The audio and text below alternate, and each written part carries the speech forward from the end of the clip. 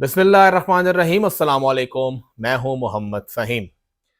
पेशावर में एक नई बुनियाद रख दी गई है, एक नई रिवायत और एक तरह से अफसोसनाक रिवायत। सबसे पहले हम बात करेंगे जो कुछ एक दो रोज़ कबल हुआ।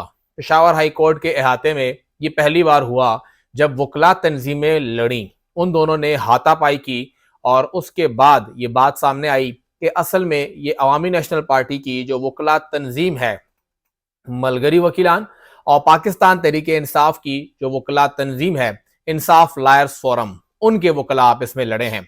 बात क्या थी? बात यह थी कि मलगरी वकीलान यानी ANP की जो वकील हैं, उनका यह कहना है कि chief justice Peshawar high court justice Ibrahim Khan साहब एक खास जमात यानी PTI को सपोर्ट कर रहे हैं।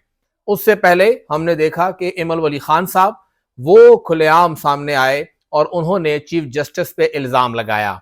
उसके बाद समर हारून बिलोर भी उन्होंने भी इल्जाम आयद किया और अदालतों पर जानिबदारी का इल्जाम लगाया। साथ ही उसके बाद हमने देखा कि मौलाना फजलुर रहमान साहब ने भी कह दिया और उन्होंने भी पेशावर हाई कोर्ट की जानिब अपनी उंगली बुलंद की और कहा कि आप किसी को लाडला बना रहे हैं, कोई आपका लाडला है यानी इमरान खान साहब, उनकी जमात को आप तहफ़्फ़ुज़ दे रहे हैं। और दोनों जमातों ने खुल्लम खुला मुखालफत की जस्टिस इब्राहिम खान साहब की।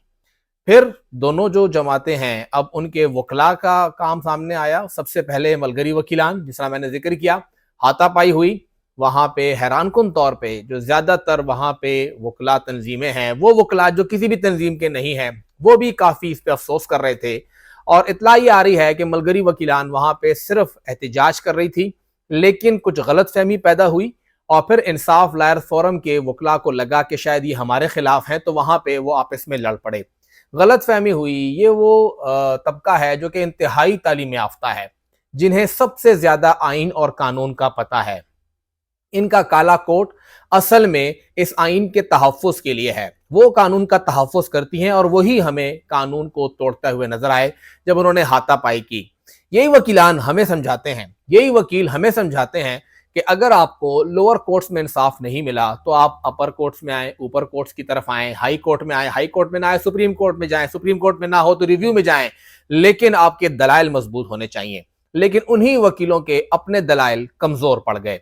अब जमीयत उलमा इस्लाम का जो लॉयर्स विंग है, वो भी ये कह रहा है कि वो एहतिजाज करेगा। कल सुबह उन्होंने एहतिजाज करना है, फिर वो प्रेस कॉन्फ्रेंस करेंगे और प्रेस कॉन्फ्रेंस में भी वो chief justice Peshawar high court justice Ibrahim Khan साहब के खिलाफ ही बात करेंगे और इसी हाई कोर्ट के खिलाफ बात करेंगे, क्योंकि जो दावतनामा आया उसमें लाडला का लफ्ज लिखा था, वाज़े तौर पे था, जो कि मौलाना फजलुर रहमान साहब पहले कह चुके हैं।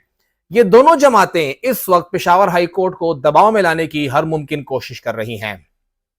लेकिन जब ये वाकया हुआ, जब दोनों वकला तंजीमें उन्होंने हाथापाई की, तो उसके बाद उसी रोज जस्टिस इब्राहिम खान साहब का एक केस लगा हुआ था और उनके रिमार्क्स में आए कि ना मेरा किसी पॉलिटिकल पार्टी के साथ कोई हमदर्दी है मेरी, और ना मेरी कोई एफिलिएशन है। जो जो सोचता है उसे सोचने दे, मैं आइन और कानून के तहत अपना काम करूंगा।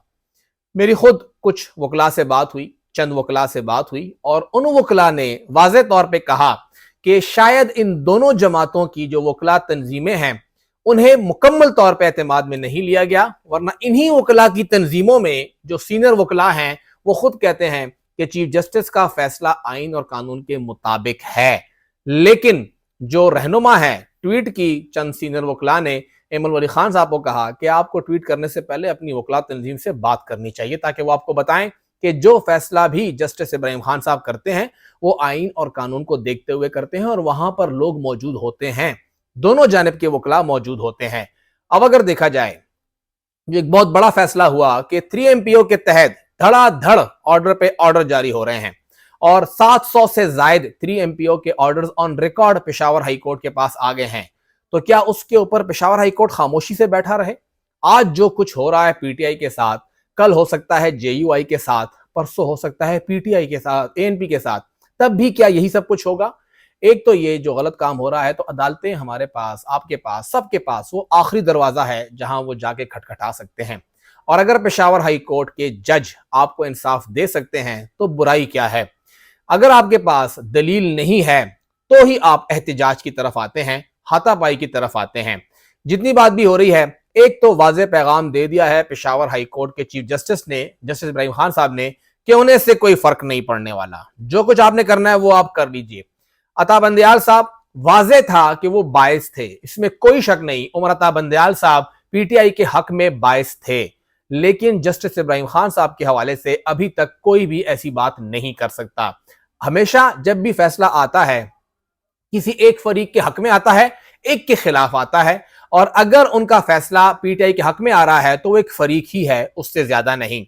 इसी अदालत में आके आईजी और चीफ सेक्रेटरी यकीन दहानी कराते हैं तो चीफ जस्टिस उनसे सिर्फ उस यकीन दहानी पे अमल दरामद चाहते हैं और कुछ नहीं, और हर शहरी का जो हकूक का तहफ़्फ़ुज़ है वो यकीनी बना रहे हैं।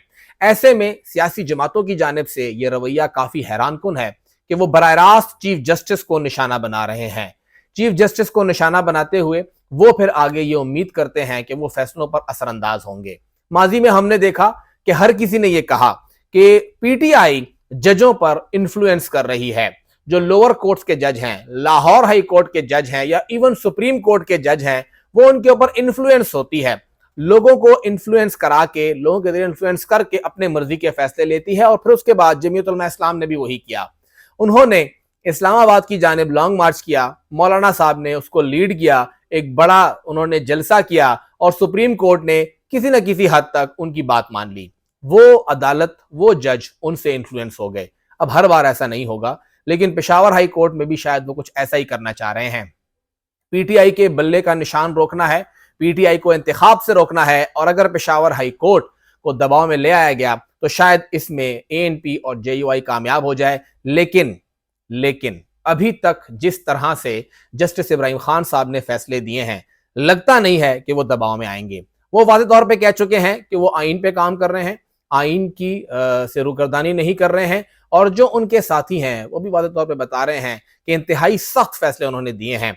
जिस तरह से हमारी पुलिस काम कर रही है, जिस तरह हमारी ब्यूरोक्रेसी काम कर रही है, तमाम उम्मीदें इस टाइम जस्टिस इब्राहिम खान साहब से हैं, और उम्मीद है कि कम से कम वो दबाव में नहीं आएंगे। बाकी इन दोनों वकला तंजीमों को कोई मसला है, कोई प्रॉब्लम है, तो उनके पास मुझसे ज्यादा अच्छे ऑप्शंस हैं। एहतजाज हल नहीं है, वो जाएं, अपील करें, फैसले को नहीं मानना सुप्रीम कोर्ट में चैलेंज करें। बहुत से फैसले हैं जो कि हाई कोर्ट के सुप्रीम कोर्ट में चैलेंज हुए, आप भी चैलेंज कीजिए, सुप्रीम कोर्ट में चैलेंज करें, हाई कोर्ट में रिव्यू करें, जज को नहीं मानना, जज के बारे में बात करें, लेकिन हाथापाई, बाहर रोड पे निकल के एहतजाज करना, शायद ये तरीका कुछ ठीक ना हो। बहरहाल हर किसी की अपनी मर्जी है, अपना हक है। बहुत से लोग तो इसलिए भी सब कुछ करते हैं ताकि अपनी जमात की नजरों में खुद को सुरखरू करे कि देखें जी, हमारे कायद ने ये बात की है और मैं निकल आया, मैंने भी एहतजाज कर दिया। लेकिन अदालत को कमजोर करके फायदा किसी का नहीं होगा। अदालत कमजोर होगी तो नुकसान जमहूरियत का ही होगा।